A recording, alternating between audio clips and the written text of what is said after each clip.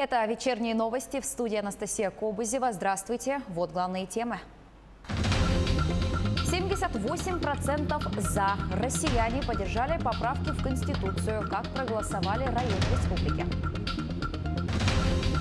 Летние кафе и торговые центры вновь открыли свои двери. Много ли якутян уже посетили эти объекты? Увлекательное путешествие по красивейшим местам. Наша съемочная группа проехала по рекам Южной Якутии и уже готовит новый фильм.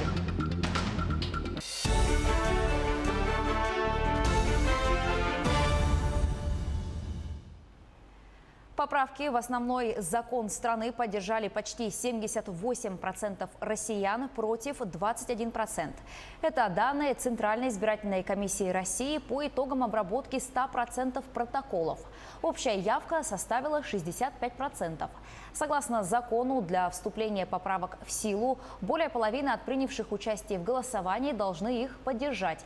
Порог явки при этом не установлен. Без нарушений и жалоб прошло голосование по поправкам в Конституцию в Якутии. Об этом журналистам рассказали члены Центральной избирательной комиссии. Явка избирателей в регионе составила чуть больше 55%. Изменения одобряют 58% проголосовавших и не одобряют 40%. В труднодоступных и отдаленных местностях проголосовали 13 тысяч граждан в 27 районах республики. В период с 25 по 30 июня правом голоса воспользовались 248 тысяч якутян. Всего в республике в этой кампании были задействованы 820 участков для голосования.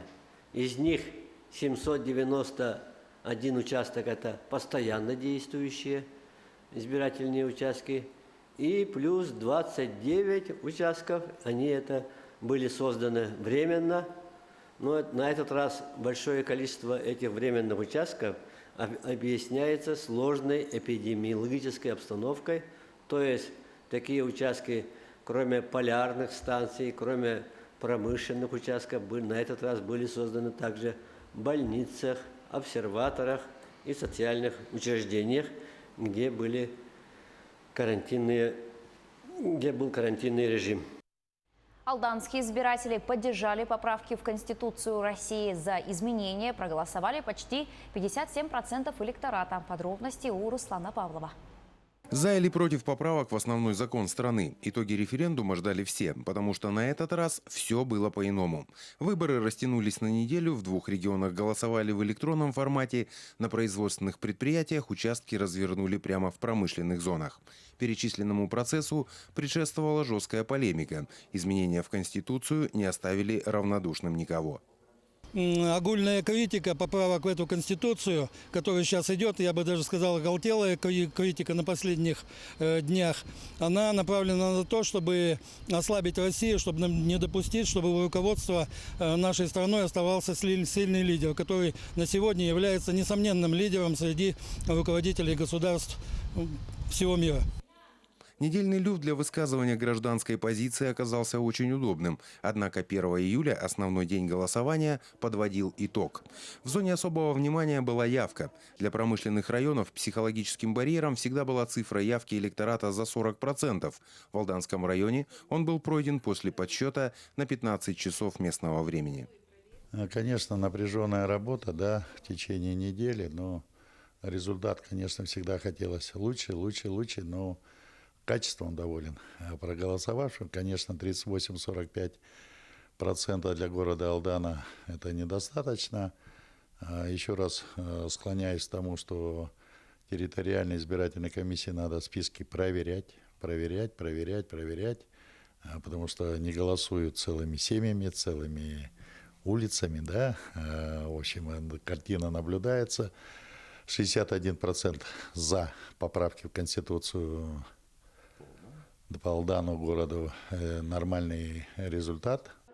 В целом по району участки для голосования посетили 44,7% электората. Из этого числа за изменения в Конституцию Российской Федерации высказались почти 57% избирателей, против 41,7%. Нарушений не зарегистрировано. Нарушений вот в данный час, на сегодняшний день, нарушений не выявлено на избирательных участках.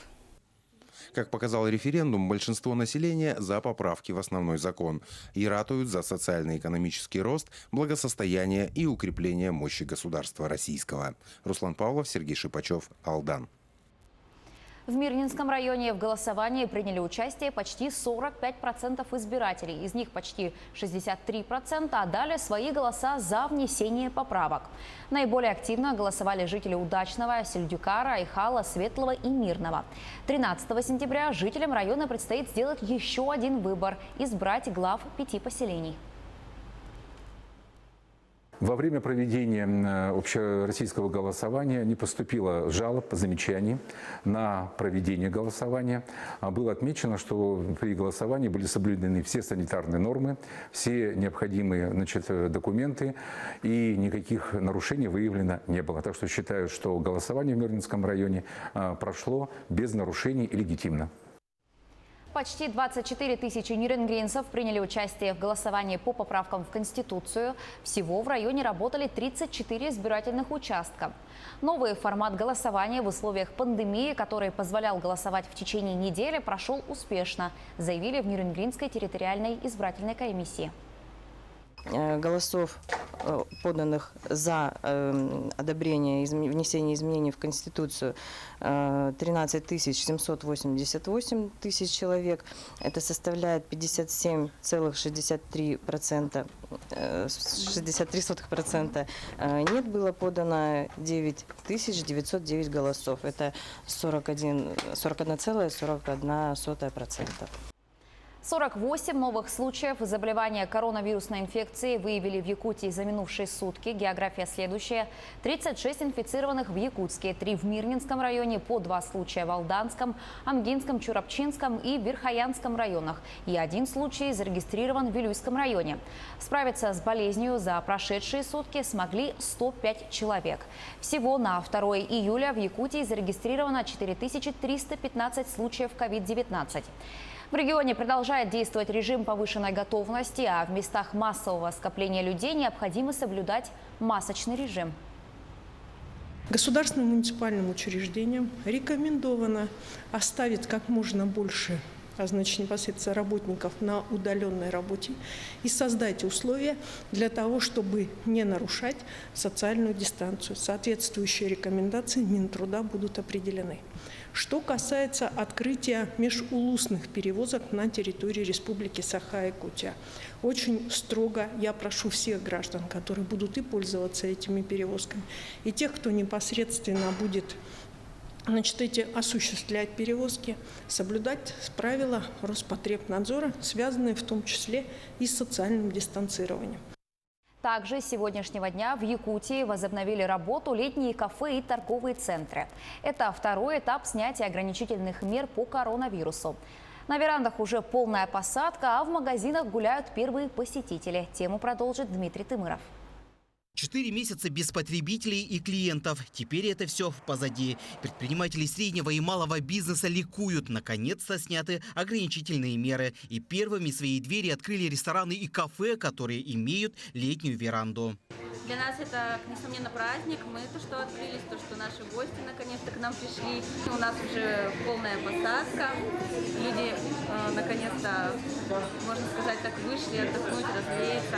Конечно, вздохнуть полной грудью у предпринимателей не получится. Нужно обязательно соблюдать требования Роспотребнадзора, а также режим работы заведения. Мы сделали 5 палаток на улице, зонтов, вернее, с москитными сетками. Также в летних верандах мы соблюдаем дистанцию наших столов в размере 1,5 метра. Да? Также мы с каждого гостя меряем температуру и ведем в журнале гостей. Дисредства все предоставлено, моечные средства, мойку все сделали на летних верандах. Ради того, чтобы не убить свой бизнес, они готовы идти на все. Многие из них приготовили для своих потребителей разные акции и предложения, а также освежили внешний вид заведения, чтобы клиенты были приятно удивлены. Во время пандемии, получается, у нас немножко достроилась наша веранда, небольшие изменения, чтобы здесь было более прохладно в летний период, когда солнце светит. Закрыли крышу, сделали отдельный туалет, раньше он был только у нас в ресторане. Мы подготовили для наших гостей новостей спецпредложения лета с кризисными ценами. Разработали специально отдельное меню. Все подачи блюд у нас идут от 400 грамм, то есть порции большие, цена доступная. Вместе с общепитом свои двери распахнули и торговые центры, и уже полно народу. Я очень рада, что торговые центры открылись, и вот сейчас обеденный перерыв, и мы как раз вот вышли, я наконец-то купила себе линзы, и я прям очень рада, что они открыты. Здесь также созданы безопасные условия для горожан. И арендаторы, и мы постоянно проводим дезинфекцию. У нас размещены антисептики, рециркуляторы. То есть эта работа у нас теперь постоянная, мы так предполагаем. Конечно, это все сделано для того, чтобы было безопасно не только посетителям, но и самим работникам арендаторов. Предприниматели отмечают, что перед открытием своих магазинов провели тщательную работу с персоналом, провели дезинфекцию всех помещений, а также выполнили все требования Роспотребнадзора. Мы обеспечили всем перчатки, маски, все сведения, то, что нам Роспотребнадзор дал, мы все соблюли, сделали разметки, дистанцию 1,5 метра, чтобы соблюдали антисептики, провели влажную уборку с содержащими средствами. До снятия всех ограничительных мероприятий места общепита будут работать с 8 утра до полуночи. В торговых центрах не будут работать детские развлекательные центры, а также фудкорты. Дмитрий Тымыров, Григорий Николаев, Якутск. Работники старше 65 лет могут уйти на больничный до окончания режима самоизоляции в Якутии, то есть до 14 июля. Новые электронные больничные, как и предыдущие, оплачиваются за счет средств Фонда социального страхования напрямую работнику за весь период в течение 7 календарных дней со дня оформления больничного. Листки нетрудоспособности будут выдаваться на основе данных, которые работодатели в электронном виде направляют в фонд. Гражданам не нужно предоставлять какие-либо дополнительные сведения или документы. Есть небольшое отличительное свойство техническое на 5-й этап. Заключается оно в том, что на одного человека придется работодателю отправлять 4 реестра, так как 4 этапа принято в Республике Саха-Якутия. Этапы у нас все утверждены указом главы Республики Саха-Якутия, и все это выложено на сайте. Второй отличительной чертой является, допустим, у нас период 7 дней, один период, и если за эти 7 дней в этот период необходимо страхователю оплатить только 5 дней, значит автоматически больничный будет выписан на 5 дней. То есть количество дней по больничному листу равно количеству дней оплаты больничного листа. Вопросы строительства ВОЛС обсудили глава Якутии Айсен Николаев и вице-президент, директор макрорегионального филиала Ростелекома Александр Логинов. По его словам, в этом году компания планирует построить 1500 километров оптики на территории республики. 29 июня Ростелеком запустила оптическую линию на Верхнемунском месторождении. Также стороны рассмотрели вопросы ввода современных цифровых сервисов, безопасный город, умный город и медицинские информационные системы, которые потом будут накладываться на цифровую инфраструктуру республики.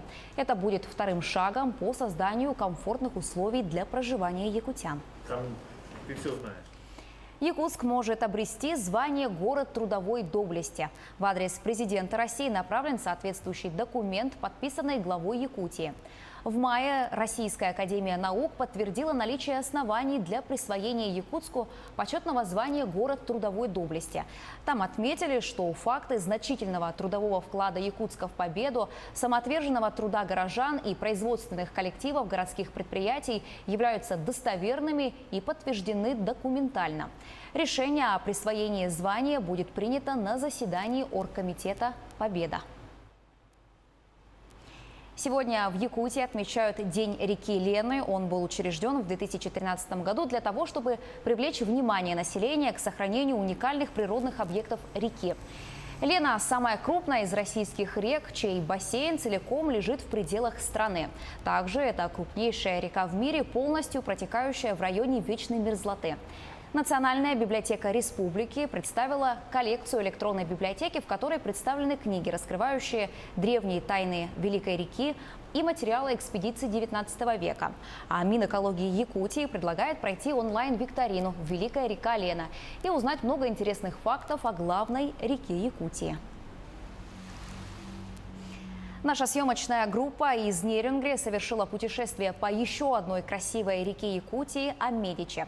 Творческая группа готовит новый фильм, который будет показан на нашем телеканале. Подробности у Екатерины Павловой. Вот уже 4-й год подряд с наступлением лета Сергей Козюра с группой единомышленников и друзей отправляется в поход с целью изучения родного края, фото- и видеосъемки и, как он сам любит говорить, туризм с оттенком экстрима. С другом Дмитрием Болотковым ребята запустили проект «Хранители легенд», в рамках которого уже вышло 2 фильма «Шепот Алдана» и «Эхо Станового хребта», ставшие победителями Дальневосточного и Московского кинофестивалей. И вот теперь новая работа «Тайна Амедичи». Вольный ветер одинокому страннику. На связи. Сейчас впереди Шевера начинается, за ней, похоже, порог. Держись правого берега. Увидишь обливник, проходи его слева, там бочка. Понял. Командой из 7 человек ребята прошли реку Амедичи, посетили заброшенный поселок Суон-Тит, обследовали старую штольню по добыче хрусталя и отправились на поиски бутылочной скалы. Одна эмоция, кажется, что она уже зашкаливает, а потом оказывается, что наступает новый момент, и он такой же восхитительный, и ты опять захлебываешься от восторга. Это не передать словами, это очень здорово. С самого начала было очень много животных. Увидел животных, которых в жизни еще в дикой природе никогда не видел. Это было очень интересно. Река очень динамичная, река очень разная. То есть были дни, когда мы проходили только плесы, а были дни, когда целый день у нас были пороги, шеверы, перекаты. По отснятому материалу уже готовится фильм, который будет транслироваться на нашем канале. Новый сезон на Якутия-24 начнется с приключений. Екатерина Павлова, Сергей Козюра, Нерюнгри. Сегодня в 20:50 на телеканалах Якутия-24 и НВК «Саха» смотрите обращение главы Якутии Айсена Николаева к жителям республики. Наши корреспонденты продолжают следить за развитием событий. Оставайтесь с нами.